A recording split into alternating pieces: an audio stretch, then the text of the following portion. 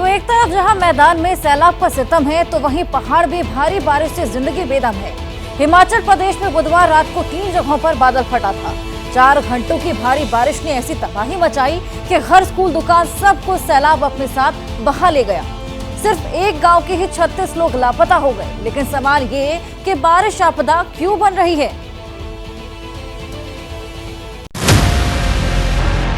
आपकी स्क्रीन पर मौजूद ये कोई आम पत्थर नहीं, ये विनाश का पत्थर है। ये वो पत्थर है जिसने कुछ सेकंड के भीतर न जाने कितने लोगों के बसे बसाए घर को उजाड़ दिया, न जाने कितने आशियाने तबाह कर दिए। आप कहेंगे कि भला एक अकेले पत्थर ने ऐसा कैसे किया? तो ये तबाही का वो चेहरा है जो हिमाचल प्रदेश के अलग अलग हिस्सों में आसमान से बरसी है।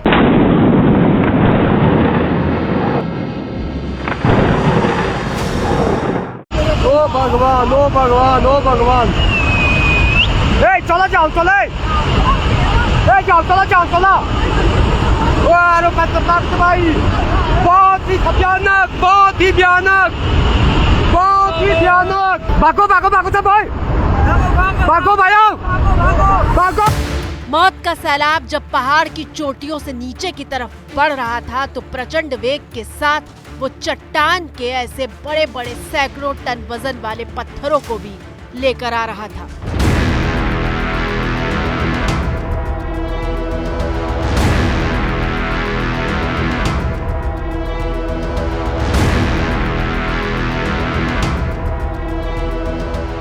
और ये पत्थर जब पानी के साथ पहाड़ के रिहायशी इलाकों तक पहुंचे, तो वहाँ मलबे के सिवाय और कुछ बाकी न रहा। हम समेत गांव में हैं इस वक्त, और समेत गांव में आपको ये मंजर दिखाते हैं कि किस तरीके की तबाही जो है बादल फटने से हुई है। ये जो सामने आप खड्ड देख रहे हैं, ये जो रूट है इसका, दरअसल यहाँ पे कम से कम 12 घर हुआ करते थे, और पहाड़ियों पे ऊपर जो बादल फटा है उसके साथ जो मलबा आया, पत्थर आए, वो सब कुछ अपने साथ समा के ले गए। और गांव के लगभग 36 लोग जो हैं वो मिसिंग हैं। तो अंदाज़ा हम लगा सकते हैं। सामने ये बड़ा सा पत्थर आप देख सकते हैं। ये इस तबाही का मंजर जो है ये अपने आप में बयां करता है कि किस तरीके की तबाही इस गांव के लोगों ने झेली है।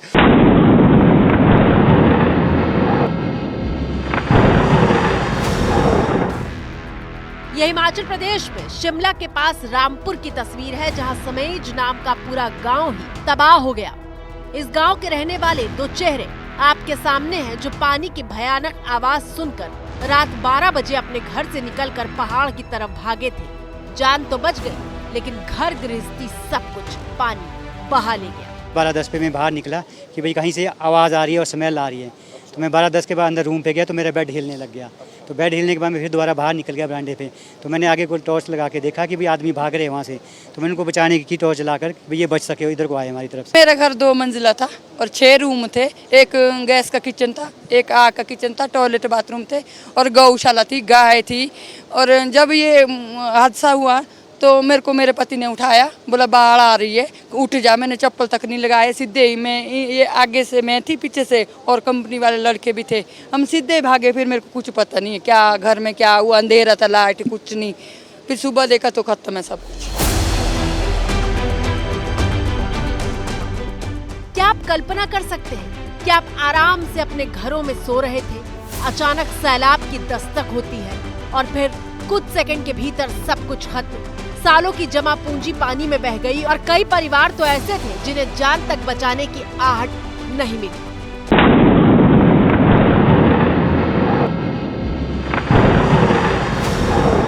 ये 200 फीट का एरिया है, 200 फीट एरिया है जिसको जो है ये नाला जो है पूरी तरह भर गया था।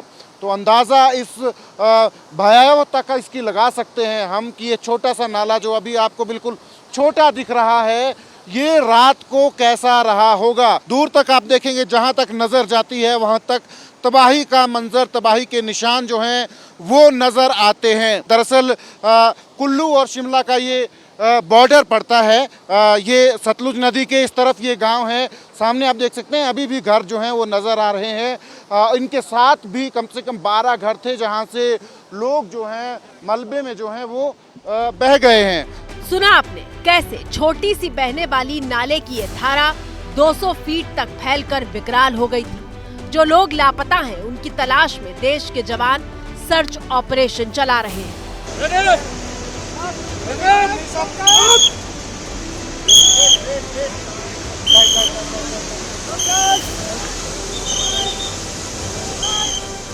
रेस्क्यू ऑपरेशन के दूसरे हिस्से की तस्वीर देखिए, जहां पहाड़ से नाले तक पहुंचने के लिए जवान रस्सी का सहारा ले रहे हैं। जवानों द्वारा यहाँ एक पुल जो है बना दिया गया है इस खड्ड के ऊपर, नाले के ऊपर, ताकि जो बचाव कर्मी हैं वो दूसरी तरफ जो है खड्ड के आसानी से जा सकें। तो इस तरीके से इस जो सर्च ऑपरेशन है उसको तमाम ये बचाव दल जो हैं आगे बढ़ा रहे हैं। एनडीआरएफ के जवान लगे हैं, जगह जगह तलाशी अभियान चला है ताकि मिट्टी खोद के जो है सर्च की जा रही है, ताकि कोई शव जो है जो गांव वाले उस जलजले में बहे थे उनका मिल सके।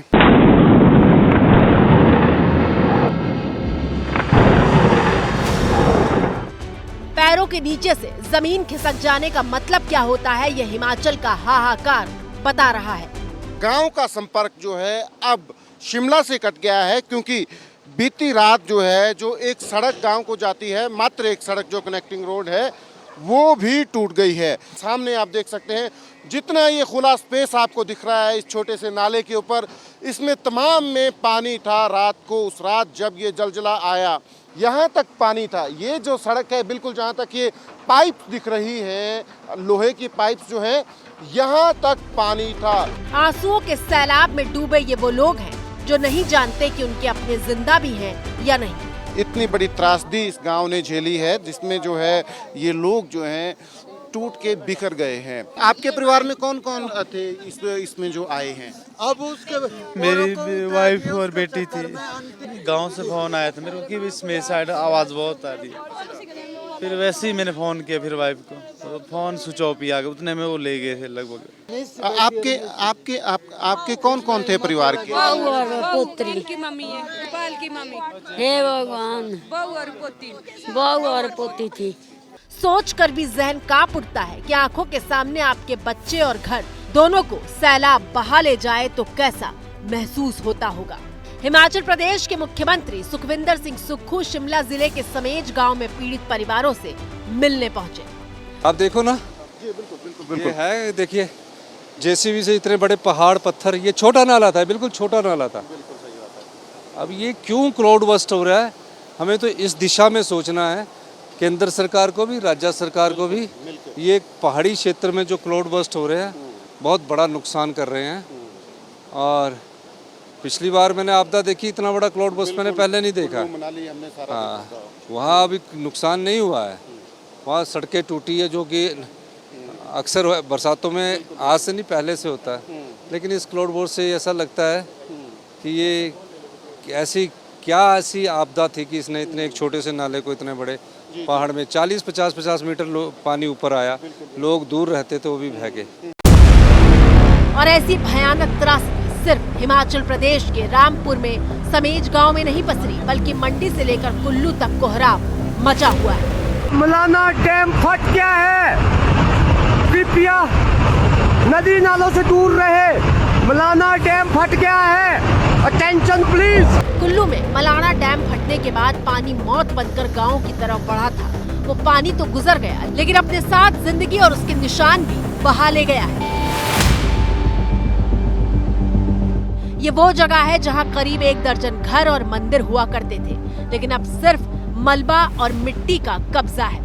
बाढ़ से प्रभावित हुए परिवारों का कहना है कि मलाना डैम परियोजना इस हादसे की जिम्मेदार है। इसकी तहकीकात और जांच, सीबीआई जांच तक की जाए कि किन कारणों से क्या कारण रहे कि इनको इतना हमारा इतना नुकसान करना पड़ा, और इसकी अच्छे से जांच हो और इसका हमारा जो उचित इसका मुआवजा दिया जाए। हिमाचल प्रदेश में पार्वती नदी से लेकर ब्यास नदी तक उफान पर है। इन नदियों में जब बाढ़ आई तो कैसा हाहाकार मचा था उसकी एक तस्वीर देखिए।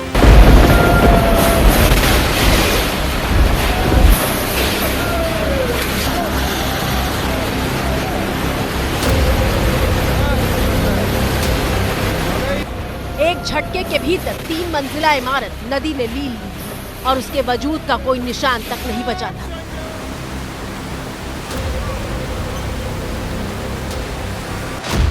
हिमाचल प्रदेश के मंडी, कुल्लू और शिमला के रामपुर में बादल फटा है।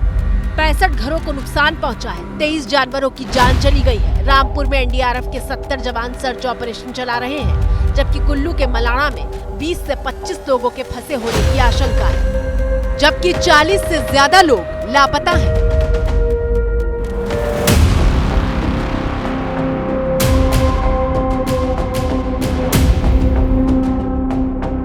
हिमाचल के बाद चलिए उत्तराखंड, जहां बादल फटने के बाद टिहरी जिले के गांव में भारी तबाही हुई है। 48 घंटे पहले तक घर के भीतर जिस जमीन पर बैठकर लोग खाना खा रहे थे, बिस्तर बिछाकर सो रहे थे, बच्चे खेल रहे थे, वो जमीन बर्बादी की चादर में लिपटी हुई है। तस्वीरें टिहरी जिले के जंखियाली गांव की हैं, जहां बादल फटने के बाद हर तरफ बस तबाही का मंजर है। तबाही की तस्वीरें हम आपको दिखा रहे हैं ग्राउंड जीरो से। आप देखिए जहां पर आपको बड़े बड़े पत्थर मलबा दिख रहा है, यहाँ पर दरअसल एक भरपूर गांव हुआ करता था। 5 से 6 मकान इस जगह पर थे जो पूरी की पूरी तरह से मलबे के नीचे दब चुके हैं। नामो निशान पूरी तरह से खत्म हो चुका है। जो दूसरी तरफ की तस्वीर है वो भी आपको दिखा देते हैं। ये देखिए जो आपको इस तरफ के जो मकान दिख रहे हैं वो भी इस मलबे के जद में आए और उसके बाद देखिए किसी की छत टूट गई है, किसी का बेस टूट गया है, किसी का पूरा मकान बह गया है। इस गाड़ी की स्थिति देखिए, तस्वीर खुद बता रही है कि यहाँ पर क्या बीती है। मैं भैंस बांधने के लिए उठी हूँ यहाँ से कि मैं भैंस को अंदर बांध लेती हूँ, तब कमरे के अंदर जाती हूँ। तो सर जैसे भैंस बांध के तो मेरे बच्चे पीछे पीछे यहाँ तब मैं जब तक मैं यहाँ पे आई तब तक बच्चे वहाँ पे गए, बच्चे भी मैं भी वहाँ पे, तब तक हमारे ऊपर ये पूरा कीचड़ मलबा पड़ गया। तो हम वहीं पे गिरे तो मतलब हमने ऐसे मेरे तो वैसे हो गई थी, पर बच्चों ने मुझे उठाने की कोशिश करी। भागने की स्थिति में नीचे से गुआन नदी है, उधर से भी गधे रहे, तो वहाँ से हमने जंगलों के रास्ते से वहाँ जंगलों के रास्ते भागे, हम जंगलों के रास्ते से भागे। अब लोग मलबे के बीच अपने घरों के भीतर से बचे कुचे सामान की तलाश कर रहे हैं। गांव में रहने वालों को एक स्कूल में शिफ्ट किया गया है। देखिए लोग किस तरीके से अपने घरों में जा रहे हैं। वो घर जो कि अब पूरे मलबे में तब्दील हो चुका है, कभी भी गिर सकता है। इसका पूरा बेस खत्म हो चुका है, लेकिन इसके बावजूद भी लोग आ रहे हैं अपना सामान देखने के लिए, अपनी चीज़ों को उठाने के लिए कि किसी तरीके से जो बचा कुचा सामान है उसको लेकर निकल सकें। ये घर देखिए, ये आज का नहीं सालों पुराना घर है और स्थिति आप देखिए कि घर के भीतर मलबा पसरा पड़ा है।